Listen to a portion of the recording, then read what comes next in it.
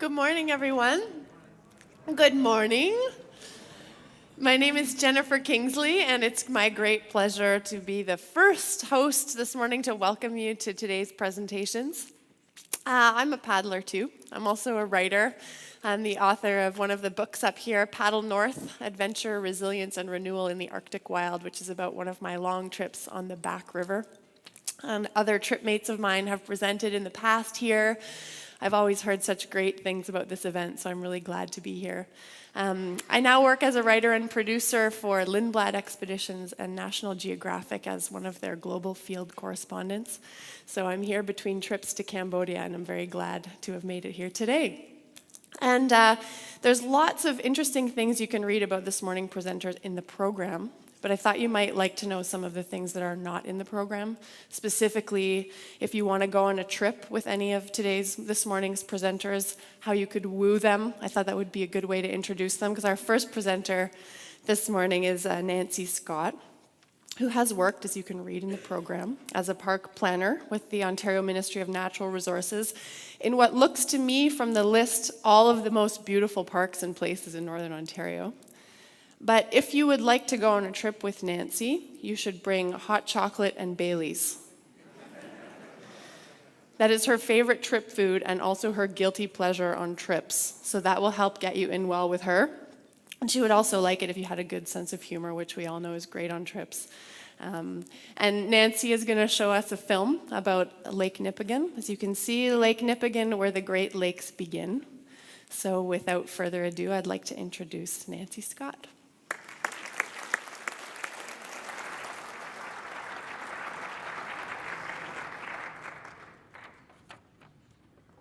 Thank you, Jennifer. Good morning.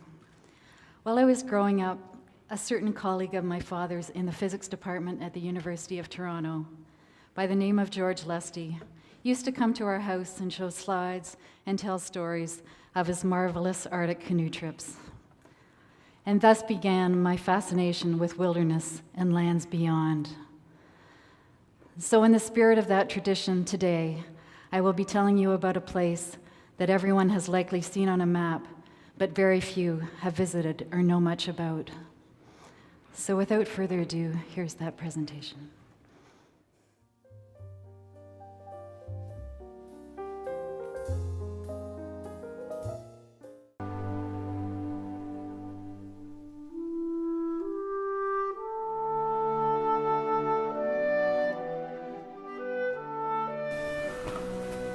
There is a place in northwestern Ontario where the Great Lakes begin, a vast and remote lake of primeval beauty set in a wild and rugged landscape.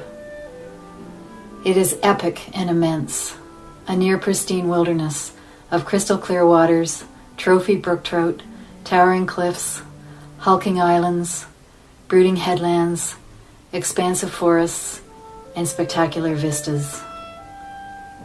Here at the northern edge of civilization lies this primitive lake, full of mystery and possibility, with seemingly limitless opportunities for extended exploration and profound wilderness experiences. Truly a place of grandeur and beauty. This is Lake Nipigon, sometimes called the First Great Lake.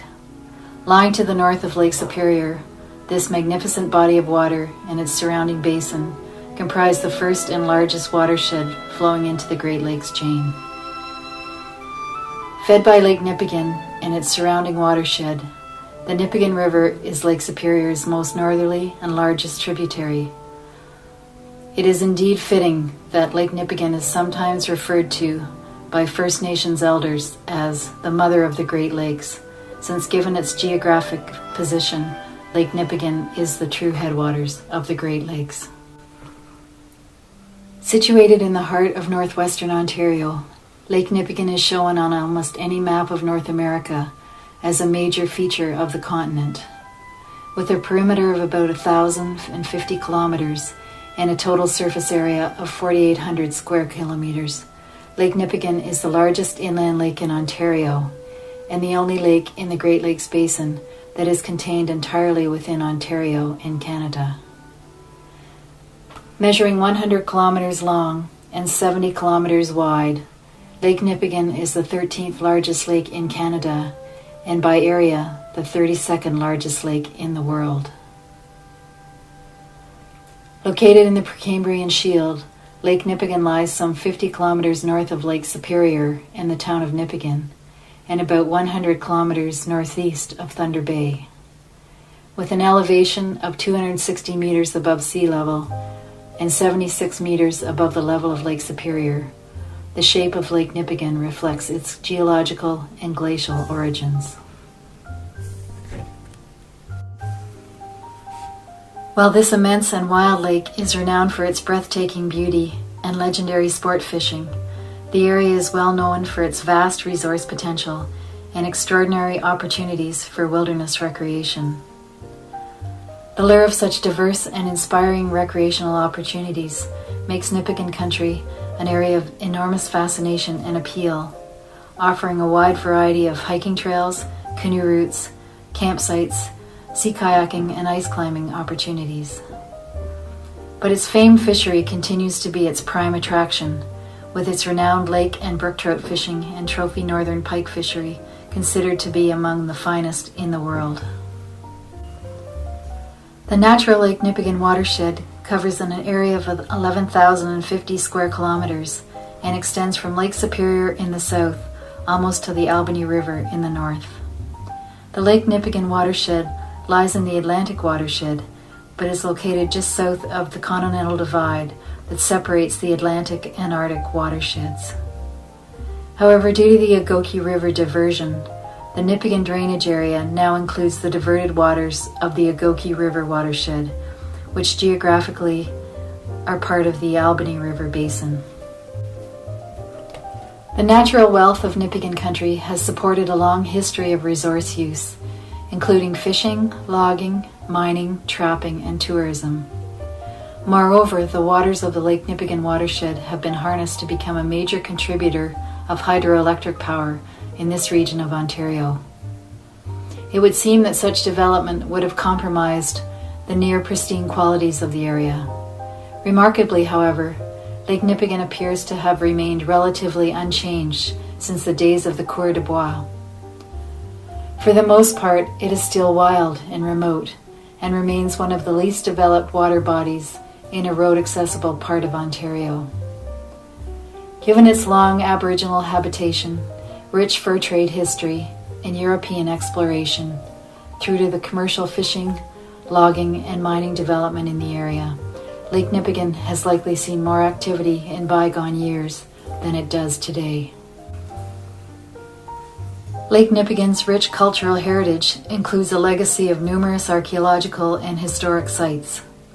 Significant in the prehistory of human culture, the lake has a very extensive Aboriginal history, some of which lives on in pictographs, legends, and native spiritual sites. Lake Nipigon played an important role in the fur trade, and over the centuries, over 25 fur trading posts were established here. Many First Nations still reside in the communities on the lake, including Gull Bay and McDermott. In addition to its significant cultural heritage, the Nipigon watershed has one of the most impressive arrays of geological, landscape, and vegetative assemblages in northwestern Ontario, making it a very special and unique part of the province. Its natural values, both geological and biological, include a wide variety of distinctive and intriguing landforms, wildlife, and plants, some of which are provincially unique and rare. Such significant and sensitive features include its renowned fishery, threatened woodland caribou, rare plants, important bird habitat for bald eagles and pelicans, and intriguing geological and post-glacial landforms. The lake is also significant for its cold, clear, trout-filled waters, an increasingly scarce resource in the world today. Among the most striking geological features within the Nipigon Basin are the landmark flat-top hills and precipitous cliff faces, known as mesa and cuesta topography. This distinctive scenery is created by horizontal diabase sills, which form a caprock that is resistant to weathering, thus creating plateau mountains, skirted by massive cliffs over 180 meters high.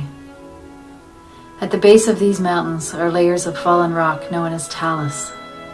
This characteristic topography is found throughout the Lake Nipigon area in western Lake Superior, giving this part of the province some of its most spectacular scenery. Nipigon. The name has long designated the geographic features of a lake, a river, a town, and a bay in Lake Superior. But where did this name come from? In the tongue of the 17th century Ojibwe, the word for Lake Nipigon was Anami-Bigon. This Ojibwe name translates loosely as the lake that extends over the horizon, or alternately, the lake that you can't see the other shore of, or most commonly, the lake you have to cross to get somewhere else. In 1755, on a French map, this one by Jacques Nicolas Bellin, shows the name as Lac Alamepigon. Following a long evolution spanning 1.5 centuries, around 1900, the word Alamepigon finally developed into Nepigon, and then the present name, Nipigon. Lake Nipigon is home to a variety of wildlife typical of northern Ontario, most commonly moose, deer, bear, wolf, otter, and beaver. But wildlife species at risk are also found here, and many people are surprised to learn that what they perceive as far northern animals, like woodland caribou, as well as far southern and western species, like the American white pelican, are both found on Lake Nipigon. Of particular significance are Lake Nipigon's woodland caribou, an animal whose population and fragile habitat have become increasingly threatened over the last century. In fact, woodland caribou are now considered a species at risk in both Ontario and Canada, making the Lake Nipigon population especially important. Caribou require large tracts of wilderness, and the availability of mature, old-growth forests with the associated lichens that are an important part of their diet are also extremely important to their survival. Both the mainland and island habitats of Lake Nipigon are used by caribou, but due to a variety of habitat disturbances are more commonly found in the northern half of the lake. Therefore, Lake Nipigon provides very significant habitat that is critical to the perpetuation of this important species. The waters of Nipigon, both the lake and the river, have become legendary, most notably for their famed fishery, as well as their unparalleled scenery. The Nipigon River has been renowned for its epic brook or speckled trout fishing since the mid-1860s, when gentlemen anglers first came to fish its exceptional trout waters. But it was in 1915, with the catching of a world record brook trout near the outlet of Lake Nipigon, that the area became truly legendary. Dr. J.W. Cook of Fort William, now part of Thunder Bay, caught a 14.5-pound brook trout at Rapid Rapids. This served to give the celebrated waterway a mystique all its own, and it has been referred to as a river of majesty and tales untold. Nipigon country is a land of renown and home to some iconic Canadian heritage. Apart from its world-class fishery and being the headwaters of the Great Lakes, there are other icons of Canadiana which further elevate the significance of the Lake Nipigon area. In the early 1960s, a distinctive native art movement known as the Woodland style was born here. The founder and grandfather of this movement was Norval Morrisseau, a renowned native artist whose roots lie deep in Nipigon country. He was born in 1931 at Sandpoint Settlement in the southeastern reaches of Lake Nipigon. In his early years, he lived on the shores of the Big Lake before moving to Beardmore, later to Toronto, finally settling in White Rock, British Columbia. In 1978, Norval Morrisseau was named to the Order of Canada. Since then, his work has been shown all over the world, and the woodland style of art continues to be emulated by many artists.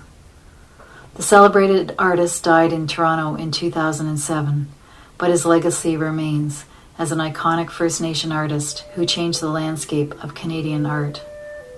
His paintings, as well as his writings, were likely shaped in a powerful way by those early years spent on the shores of Lake Nipigon. Norval Morrisseau's cabin still sits at the northern edge of Beardmore, now shuttered and forgotten. One of the enduring classic children's books of the 20th century is Paddle to the Sea, written by the American author Clancy Holling. Published in 1941, this is the enchanting story of an epic journey made by a little carved canoe and its canoeist. The story begins with a young First Nations boy who lives near Lake Nipigon, dreaming of following the waters of the Nipigon River and the lakes and rivers beyond to the distant sea, a journey he cannot make himself. During the long winter, he carves a canoe bearing an Aboriginal canoeist with the words, "Paddle to the sea," and "Put me back in the water," etched on the bottom. During spring breakup on the banks of a brook that leads to the Nipigon River, the boy releases the canoe so that it can begin the adventure that he himself can only dream about. The story tells of the adventures and misadventures of the little canoeist as he makes his way down the Nipigon River through Lake Superior and the other Great Lakes and on to the Atlantic Ocean. In 1964, the fabled story was made into an enduring film by the iconic Canadian canoeist and filmmaker Bill Mason. In 2009, the town of Nipigon opened Paddle to the Sea Park, an educational and interactive playground as part of their downtown revitalization project. The park features 13 interactive stations that represent each chapter of the children's book, thus depicting the various adventures of the carved paddler and his little canoe. This tourist attraction, situated near the mouth of the Nipigon River, pays homage to this legendary story of Paddle to the Sea and the primary role of Nipigon country, where the epic journey began. While out on the vast, wild, and usually deserted lake, it is interesting to ponder the types of boats that once traveled here. The fragile birch bark canoes of the First Nations people plied these treacherous waters, and for countless centuries, these were the only watercraft on Lake Nipigon. With the coming of the fur trade, sailing vessels, Mackinaw boats, and bateaux, and eventually steamships became common sights throughout the area. However, it was with the commencement of commercial fishing on Lake Nipigon in 1917 that the most active boating years began. During this time, traffic on the lake was considerable, with sailing ships, steamers, and tugboats pressed into service to join the fishing bonanza of those early boom years. Soon thereafter, the tugs of the forest industry joined them, and for decades towed booms of logs. In the most recent times, commercial fish tugs, charter cruiser boats, and the smaller boats of anglers and recreationists are the primary watercraft on the lake today. The hazards of boating on such vast, often treacherous expanses of open water cannot be underestimated. Swells on Lake Nipigon tend to be steep and of short frequency, which can make them more treacherous than the longer, ocean-like swells of larger lakes like Lake Superior. Wind speeds on the lake in the open water season can often exceed 30 kilometers per hour. The unpredictable character of the lake was captured by the late Bernie Schneiders, a geologist based in Thunder Bay, when he wrote, "Lake Nipigon can be a nasty, unpredictable lake when the weather makes her angry. Trust me, you don't want to test her fury. Try to pick calm days and wait out the bad weather." But for the appropriately equipped visitor, Lake Nipigon offers endless scenic beauty and wilderness for boating. Hundreds of islands add diversity to the landscape and act as windbreaks to provide sheltered bays for mooring and camping. It is not surprising that safe navigation on the lake is not always assured. Any boat travel on Lake Nipigon can be hazardous, as exemplified in the sinking of the 26-foot M&R Fisheries vessel in late summer of 2008. 3 fisheries technicians were aboard when a wave smashed through the windshield, swamping the boat, then flipping it over, throwing the occupants into the water. The boat soon sank, leaving the young men to swim more than 3 kilometers distance to a small island where they spent a cold, wet night. A helicopter search that evening discovered their location, and they were rescued without injury early the next morning. Many a paddling enthusiast has eyed Lake Nipigon as the perfect venue for a wilderness canoeing or sea kayaking trip. The remoteness and vastness of the lake can lend itself to a trip of days or weeks in length, and can potentially be a wilderness experience of epic proportions.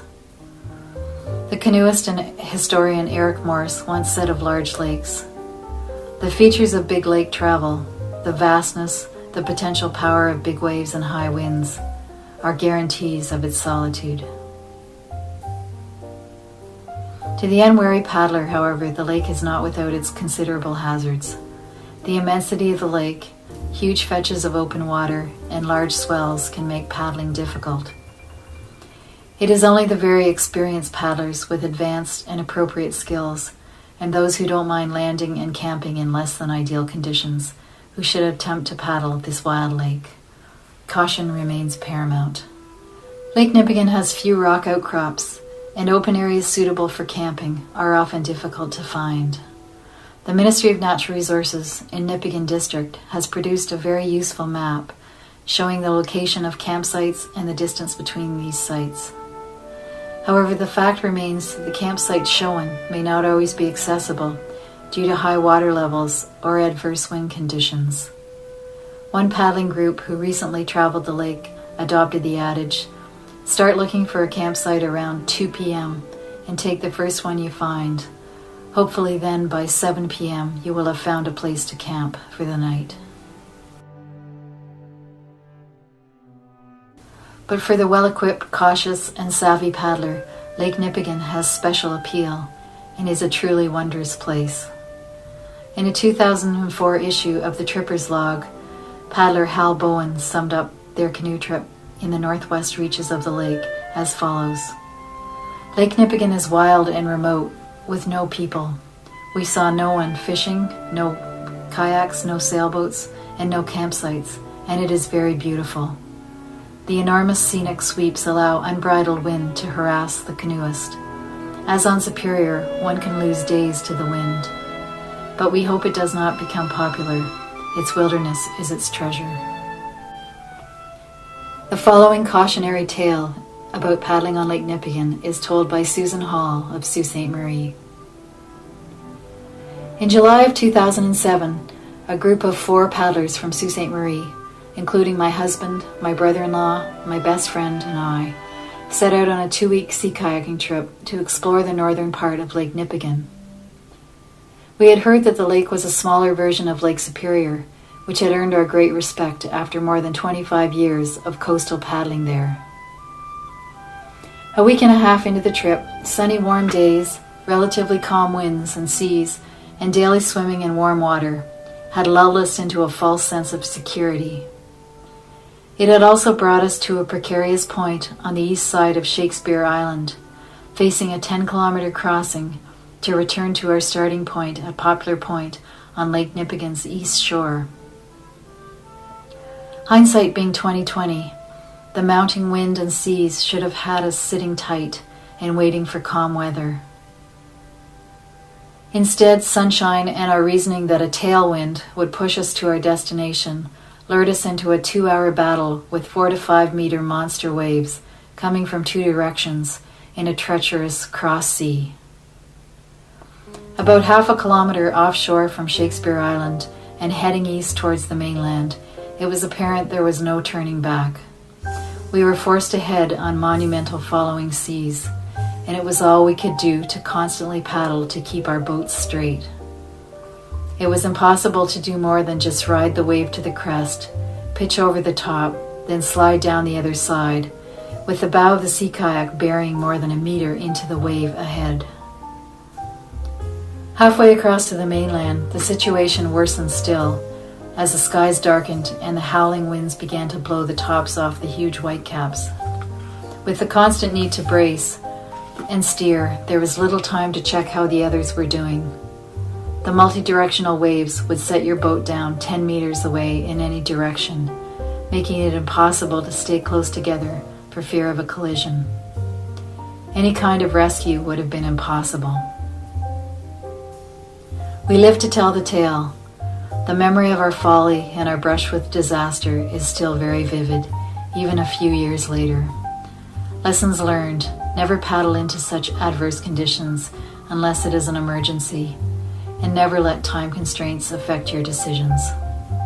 We thank the spirits of Lake Nipigon for guiding our little boats to safety and for showing us pelicans, eagles, caribou, and all the beauty of its magnificent wilderness. With long winters and considerable snowfall, the Lake Nipigon area is conducive to a variety of winter activities, including snowshoeing, cross-country skiing, snowmobiling, dog sledding, and ice climbing. The sport of ice climbing, a very popular winter activity in the area, involves scaling ice formations on cliff faces, usually on frozen waterfalls. Nipigon country has become internationally recognized for this recreational sport, and some say it now ranks as one of the top 6 ice climbing sites in the world. The Pijatuabig Palisades, the spectacular cliffs at Orient Bay, in the extreme southeast Lake Nipigon, are the primary venue for this sport. The frozen waterfalls and ice-drenched cliffs make perfect ice climbing sites, ranging from 10 to 15 meters in width and averaging 20 to 177 meters in height. With their easily accessible site adjacent to the Trans-Canada Highway 11, these cliffs have become a mecca for this activity. The international renowned and widely attended North of Superior Nipigon Ice Fest, established in 1987, is held annually in mid-March at Orient Bay. With its spectacular scenery, Nipigon country provides a natural setting for hiking and sightseeing. Both the municipality of Greenstone and the township of Nipigon have developed trails in the vicinity of Lake Nipigon and the Nipigon River. These vary in length and degree of difficulty and offer the hiker a variety of opportunities to view the landscapes and waterways of Nipigon country from a unique perspective. In 1999, most of Lake Nipigon and parts of its surrounding watershed were identified for protection within a 370,000 hectare protected area, known as the Lake Nipigon Basin Signature Site. This was achieved under Ontario's Living Legacy, a part of Lands for Life, which was an ambitious and extensive planning process undertaken by the Ministry of Natural Resources. The mandate of this program was to identify and protect more parks and conservation lands within the province of Ontario. The Lake Nipigon Basin Signature Site strategy states that the area will be managed to retain its significant natural features and will retain its focus on recreation and tourism. The Lake Nipigon Basin contains 17 land use designations, including 8 provincial parks, 4 conservation reserves, and 5 enhanced management areas. These protected areas collectively total 246,000 hectares and serve to protect and enhance the special characteristics of the area. More recently, the designation of signature site has faded and is no longer commonly used to define these protected areas. However, these areas endure and will continue to afford protection to these significant natural, cultural, and recreational landscapes. Maintaining the ecological integrity of the aquatic and terrestrial environment of the Lake Nipigon Basin is essential, not only for the protection of Lake Nipigon, but also for the benefit of the watershed, the greater region, and, as its headwaters, the entire Great Lakes Basin. It can only be hoped that long into the future, the glory of the Nipigon will be treasured, appreciated, and protected as the spectacular wilderness lake it is. And may Lake Nipigon always retain that iconic wild and near pristine body of water, befitting its unique setting in the geography of Canada, that special place where the Great Lakes begin.